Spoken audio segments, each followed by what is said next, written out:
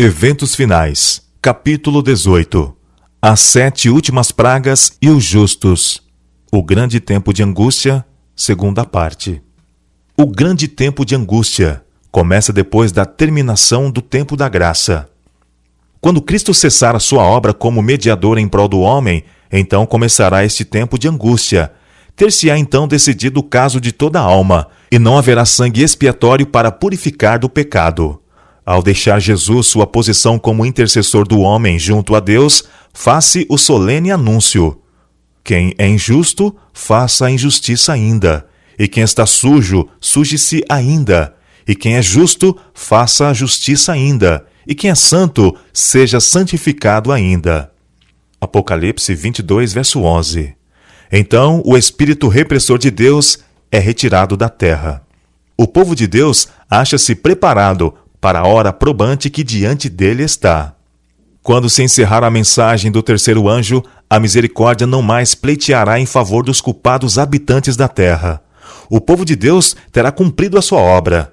Recebeu a chuva serôdia, o refrigério pela presença do Senhor, e acha-se preparado para a hora probante que diante dele está. No céu, anjos apressam-se de um lado para o outro. Um anjo que volta da terra anuncia que a sua obra está feita. O mundo foi submetido à prova final, e todos os que se mostraram fiéis aos preceitos divinos receberam o selo do Deus vivo. Cessa então Jesus de interceder no santuário celestial. Cristo fez expiação por seu povo e apagou seus pecados. O número de seus súditos completou-se, e o reino, e o domínio, e a majestade dos reinos debaixo de todo o céu estão prestes a ser entregues aos herdeiros da salvação. E Jesus deve reinar como Rei dos Reis e Senhor dos Senhores. Terrível e além da compreensão. O tempo de agonia e angústia que diante de nós está exigirá uma fé que possa suportar o cansaço, a demora e a fome. Fé que não desfaleça, ainda que severamente provada. O tempo de angústia, como nunca houve, está prestes a manifestar-se sobre nós. E necessitaremos de uma experiência que agora não possuímos e que muitos são demasiado indolentes para obter. Dá-se muitas vezes o caso de se supor maior angústia do que em realidade o é. Não se dá isso, porém, com relação à crise diante de nós. A mais vívida descrição não pode atingir a grandeza daquela prova. Quando Jesus deixar o santuário, seu espírito refriador será retirado dos dominadores e do povo. Serão deixados ao controle dos anjos maus. Então serão feitas, por conselho e direção de Satanás, leis que, se não fosse muito breve o tempo, nenhuma carne se salvaria. Muitos serão levados a repousar antes do tempo de angústia. Nem sempre é prudente suplicar cura incondicional. Ele sabe se aqueles em favor de quem se fazem petições seriam capazes de suportar a aflição e a prova que sobre eles viriam caso vivessem. Conhece o fim desde o princípio. Muitos serão levados a repousar antes que a prova de fogo do tempo de tribulação venha sobre o nosso mundo. O Senhor muitas vezes me instruiu de que muitos pequeninos hão de ser removidos do tempo de angústia. Havemos de ver de novo nossos filhos. Havemos de encontrar-nos com eles e reconhecê-los nas cortes celestes. O objetivo de Satanás: destruir todos os observadores do sábado. Diz o grande enganador: nossa principal preocupação é silenciar esta seita de observadores do sábado. Finalmente teremos uma lei para exterminar a todos os que não se submeterem à nossa autoridade. É desígnio de Satanás fazer com que eles sejam exterminados da terra, a fim de que não seja contestada sua supremacia no mundo. A igreja remanescente terá de passar por grande prova e aflição.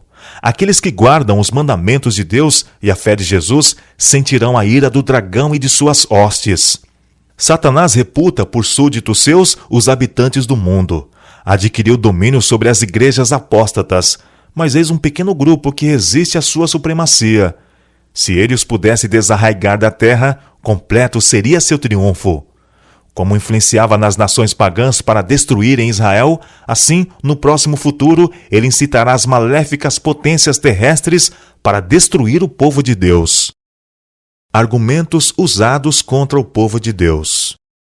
Vi que os 4 anjos segurariam os 4 ventos, até que a obra de Jesus estivesse terminada no santuário, e então viriam as 7 últimas pragas.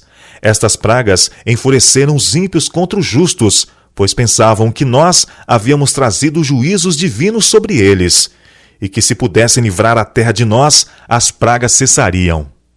Quando o anjo da misericórdia dobrar as asas e for embora, Satanás fará os maus atos que por muito tempo tem desejado realizar. Tormentas e tempestades, guerras e derramamento de sangue. Ele se deleita nessas coisas, efetuando assim a sua colheita. E tão completamente serão os homens enganados por ele, que declararão que essas calamidades constituem o resultado da profanação do primeiro dia da semana. Dos púlpitos das igrejas populares será ouvida a declaração de que o mundo está sendo punido, porque o domingo não é honrado como deveria. E insistir-se-á em que os poucos que permanecem em oposição a uma instituição da igreja e lei do Estado não devem ser tolerados, que é melhor que eles sofram do que nações inteiras sejam lançadas em confusão e ilegalidade. O mesmo argumento, há 2000 anos, foi aduzido contra Cristo pelos príncipes do povo. Este argumento parecerá concludente. Morte para todos os que não honrarem o domingo. Saiu um decreto para se matarem os santos, o que fez com estes clamassem dia e noite por livramento. Assim como Nabucodonosor, o rei de Babilônia, promulgou um decreto de que todos os que não se prostrassem e adorassem essa imagem seriam mortos, também será feita uma proclamação de que todos os que não reverenciarem a instituição do domingo serão punidos com prisão e morte. Leiam todos atentamente o 13º capítulo do Apocalipse, pois ele tem que ver com todo o ser humano, grande ou pequeno. Está prestes a sobrevir ao povo de Deus o tempo de angústia. Então é que sairá o decreto que proíbe aos que guardam o sábado do Senhor comprar ou vender, ameaçando-os de punição e mesmo de morte, se não observarem como dia de descanso o primeiro dia da semana. Os poderes da terra, unindo-se para combater os mandamentos de Deus, decretarão que todos, pequenos e grandes, ricos e pobres, livres e servos, se conformem aos costumes da igreja, pela observância do falso sábado. Todos os que se recusarem a conformar-se serão castigados pelas leis civis e declarar-se-á finalmente serem merecedores de morte. A ira do homem será especialmente despertada contra os que santificam o sábado do 4º mandamento, e por fim, um decreto universal denunciará a estes como dignos de morte. Decreto de morte semelhante ao que foi promulgado por Assuero. O decreto que finalmente sairá contra o remanescente povo de Deus será muito semelhante ao que Assuero promulgou contra os judeus. Hoje, os inimigos da verdadeira igreja veem no pequeno grupo de guardadores do sábado um Mardoqueu à porta. A reverência do povo de Deus por sua lei é uma constante repreensão aos que têm deixado o temor do Senhor e estão pisando o seu sábado. Vê então os principais homens da terra consultando entre si e Satanás e seus anjos ocupados em redor deles. Vi um escrito, exemplares do qual foram espalhados nas diferentes partes da terra, dando ordens para que se concedesse ao povo liberdade, para depois de certo tempo matar os santos, a menos que estes renunciassem sua fé peculiar, abandonassem o sábado e guardassem o primeiro dia da semana. Se o povo de Deus puser a confiança nele e pela fé se apegar ao seu poder, os ardis de Satanás serão frustrados, tão evidentemente em nosso tempo como nos dias de Mardoqueu. Os remanescentes fazem de Deus a sua defesa. E naquele tempo se levantará Miguel, o grande príncipe, que se levanta pelos filhos de teu povo, e haverá um tempo de angústia, qual nunca houve desde que houve nação até aquele tempo. Mas naquele tempo livrar-se-á o teu povo, todo aquele que se achar escrito no livro. Daniel capítulo 12, verso 1. Quando vier este tempo de angústia, todo o caso estará decidido. Não mais haverá graça, nem misericórdia para o impenitente. O selo do Deus vivo estará sobre o seu povo. Estes poucos remanescentes, incapazes de se defenderem no conflito mortal com os poderes da terra, arregimentados pela hoste do dragão, fazem de Deus a sua defesa. Pela mais elevada autoridade terrestre, foi feito o decreto para que, sob pena de perseguição e morte, adorem a besta e recebam seu sinal. Queira Deus auxiliar seu povo agora, pois sem sua assistência, que poderão eles fazer naquele tempo em terrível conflito? O povo de Deus foge das cidades, muitos encarcerados. Quando o decreto promulgado pelos vários governantes da cristandade contra os observadores dos mandamentos lhes retirar a proteção do governo, abandonando-os aos que lhe desejam a destruição, o povo de Deus fugirá das cidades e vilas e reunir-se-á em grupos, habitando nos lugares mais desertos e solitários. Muitos encontrarão refúgio na fortaleza das montanhas. Muitos, porém, de todas as nações e de todas as classes, elevadas e humildes, ricos e pobres, pretos e brancos, serão arrojados na escravidão mais injusta e cruel. Os amados de Deus passarão dias penosos, presos em correntes, retidos pelas barras da prisão, sentenciados à morte, deixados, alguns aparentemente para morrer à fome nos escuros e nauseabundos calabouços. Posto que um decreto geral haja fixado um tempo em que os observadores dos mandamentos poderão ser mortos, seus inimigos, em alguns casos, se antecipam ao decreto e, antes do tempo especificado, se esforçam por tirar-lhes a vida. Mas ninguém pode passar através dos poderosos guardas estacionados em redor de toda a alma fiel. Alguns são assaltados ao fugirem das cidades e vilas, mas as espadas contra eles levantadas se quebram e caem, tão impotentes como a palha. Outros são defendidos por anjos, sob a forma de guerreiros. O povo de Deus, nesse tempo, não está todo ele num só lugar. Eles se encontram em grupos diferentes e em todas as partes da terra, e serão provados individualmente, não em grupos. Cada um terá de resistir à prova por si mesmo. A fé dos membros individuais da igreja será provada como se não houvesse outra pessoa no mundo. Casas e terras não terão utilidade. Casas e terras serão de nenhuma utilidade para os santos no tempo de angústia, pois terão de fugir diante de turbas enfurecidas. E nesse tempo, suas posses não podem ser liberadas para o avançamento da causa da verdade presente. Vi que se alguém se apegar à sua propriedade e não inquirir do Senhor quanto ao seu dever, ele não fará conhecido esse dever, sendo-lhes permitido conservar sua propriedade. E no tempo da angústia, isto virá sobre eles como uma montanha para esmagá-los, e eles procurarão dispor dela, mas não será possível. Mas se desejassem ser ensinados, ele os ensinaria em tempo de necessidade, quando vender e quanto vender. Agora é demasiado tarde para apegar-se a tesouros terrestres. Em breve, casas e terrenos desnecessários não terão nenhum proveito para quem quer que seja, pois a maldição de Deus recairá cada vez mais intensamente sobre a terra. É feito o apelo. Vendei os vossos bens e dai esmola. Esta mensagem deve ser transmitida fielmente e inculcada ao coração das pessoas, para que a propriedade de Deus retorne a ele em oferendas para o avanço de sua obra no mundo. Como o tempo da angústia de Jacó.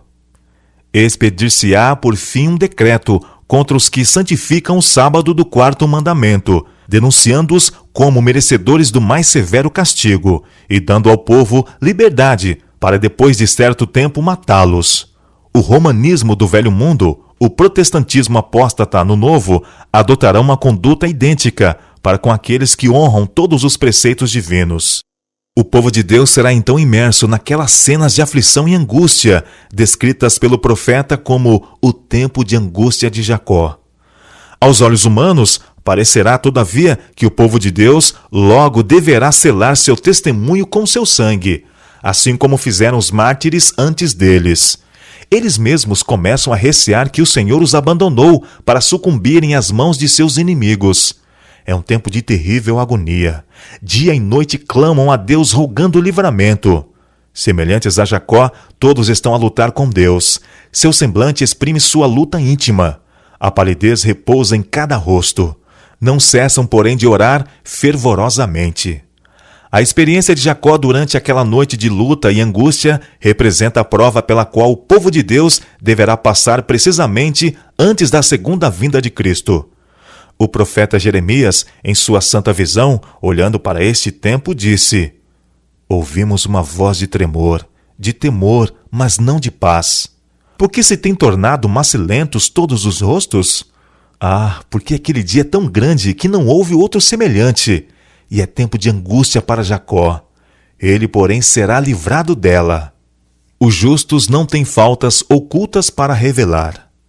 No tempo de angústia, se o povo de Deus tivesse pecados não confessados que surgissem diante deles, enquanto torturados pelo temor e angústia, seriam vencidos. O desespero suprimir-lhes-ia a fé, e não poderia ter confiança para suplicar de Deus o livramento. Mas, ao mesmo tempo em que têm uma profunda intuição de sua indignidade, não possuem falta oculta para revelar.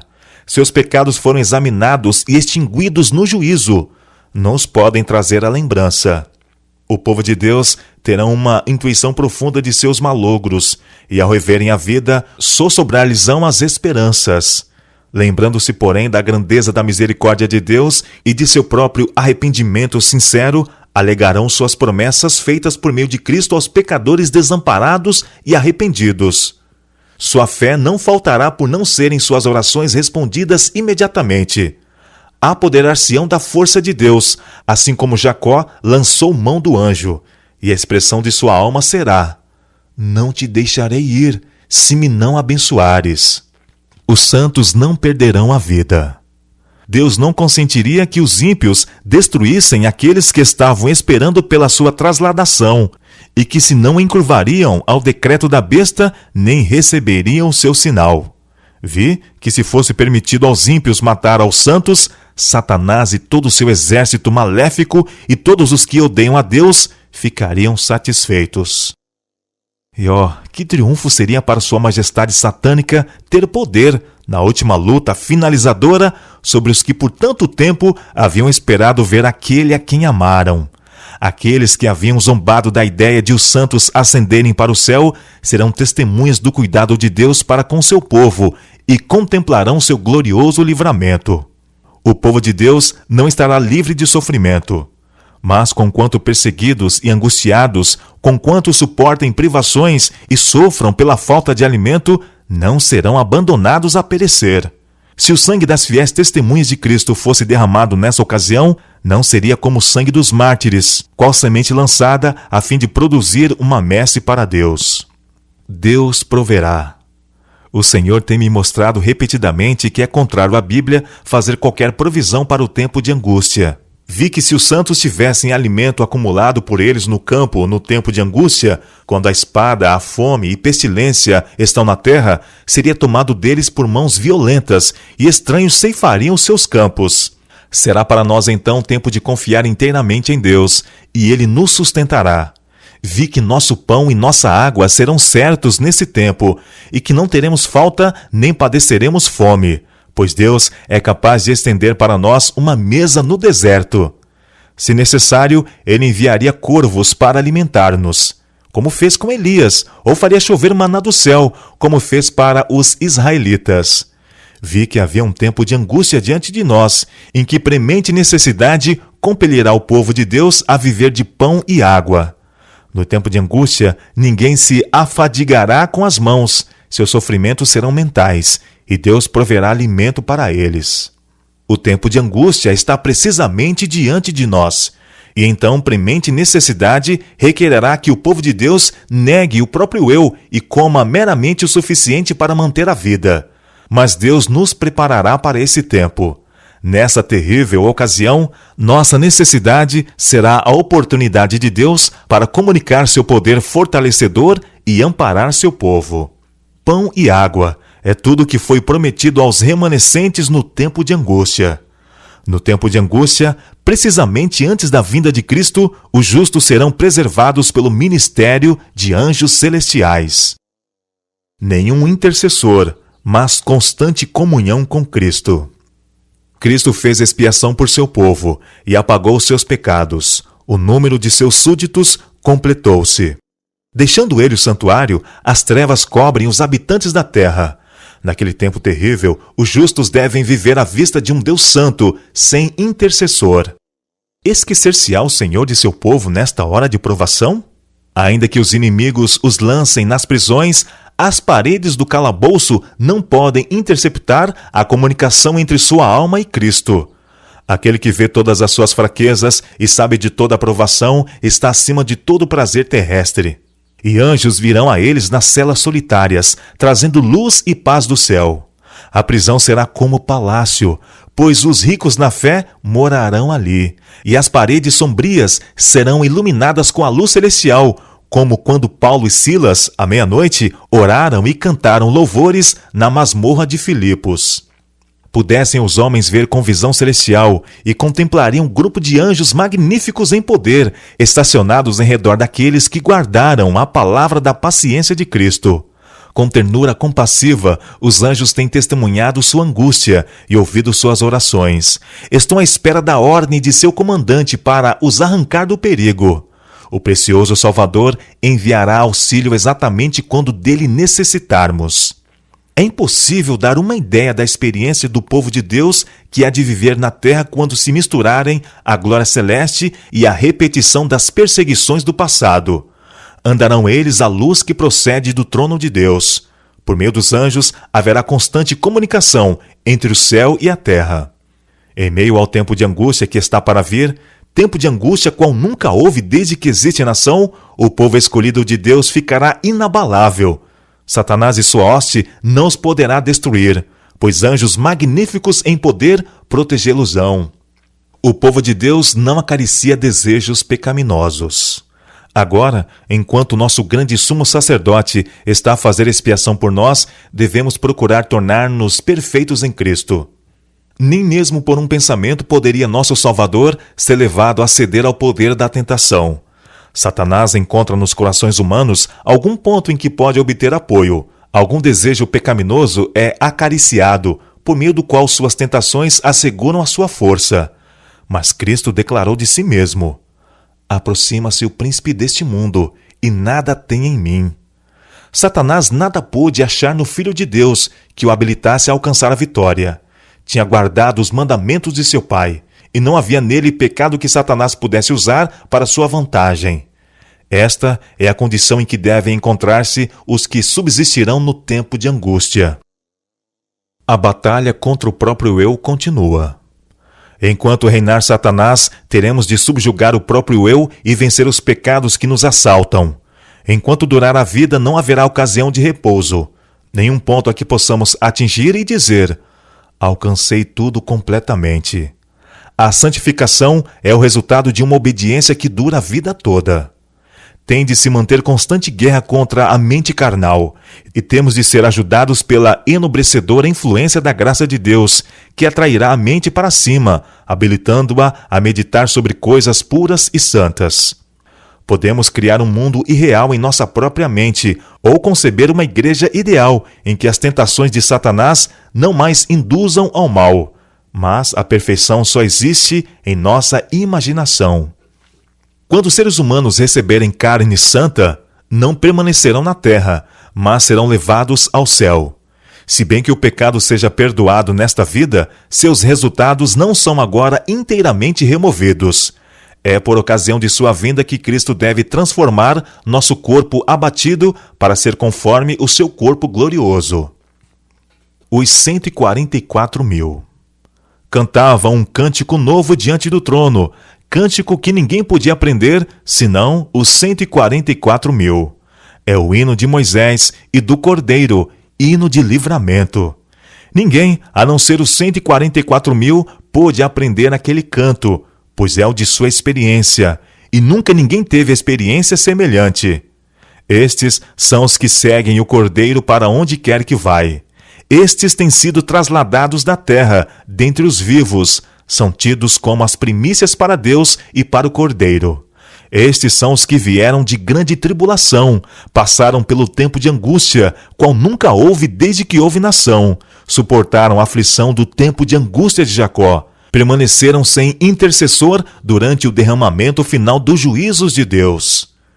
Não é sua vontade que eles se metam em discussões acerca de questões que os não ajudam espiritualmente, tais como: que pessoas vão constituir os 144.000? Isto Aqueles que forem os eleitos de Deus hão de, sem dúvida, saber em breve. O povo de Deus é libertado. As hostes de Satanás e homens ímpios os rodearão, e exultarão sobre eles, pois parecerá não haver escape para eles. Em meio, porém, de sua orgia e triunfo, ouve-se ribombo após ribombo dos mais estrondosos trovões. Os céus se enegreceram, sendo iluminados apenas pela brilhante luz e a terrível glória do céu, ao fazer Deus soar sua voz desde sua santa habitação. Abalam-se os fundamentos da terra, os edifícios vacilam e caem com terrível fragor. O mar ferve como uma caldeira, e a terra toda se acha em horrível comoção. Vira-se o cativeiro dos justos, e em suaves e solenes murmúrios dizem uns aos outros: somos libertados, é a voz de Deus. Quando a proteção das leis humanas for retirada dos que honram a lei de Deus, haverá nos diferentes países um movimento simultâneo com o fim de destruí-los. Aproxima-se o tempo indicado no decreto. O povo conspirará para desarraigar a odiada seita. Resolver-se-á dar em uma noite um golpe decisivo que faça silenciar por completo a voz de dissentimento e reprovação.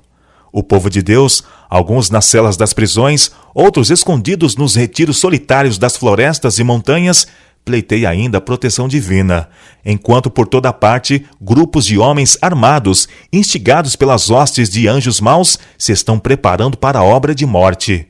Com brados de triunfo, zombaria e imprecação, multidões de homens maus estão prestes a cair sobre a presa, quando eis um denso negror, mais intenso do que as trevas da meia-noite, cai sobre a terra. É à meia-noite que Deus manifesta o seu poder para o livramento de seu povo.